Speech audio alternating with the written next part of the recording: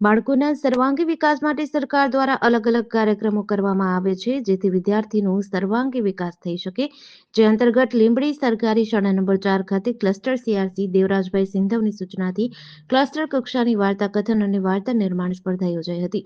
જેમાં ક્લસ્ટરની અલગ અલગ 10 શાળાના અલગ અલગ 30 જેટલા શાળાના વિદ્યાર્થીઓએ ભાગ લીધો હતો. શાળા નંબર 6 માં ધોરણ 2 માં અભ્યાસ કરતા વિદ્યાર્થી વાઢેર નેવિલ કલ્પેશ કુમારનો ક્લસ્ટર કક્ષાની વાર્તા કથન અને વાર્તા નિર્માણ સ્પર્ધામાં પ્રથમ નંબર આવ્યો હતો. આ સ્પર્ધાના નિર્ણાયક તરીકે બહારની સરકારી શાળાના અલગ અલગ નિર્ણાયકો દ્વારા નિર્ણય કરી અને વાઢેર નેવિલને પ્રથમ નંબર આપવામાં આવ્યો હતો.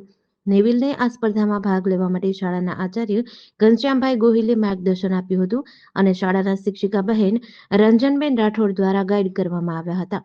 વાઢેર નેવિલનો પ્રથમ નંબર આવતા ક્લસ્ટર કક્ષાની સરકારી શાળા નંબર 6 નું ગૌરવ વધ્યું છે. ડીસી ન્યૂઝ સાથે કલ્પેશ વાઢેર, સુરેન્દ્રનગર.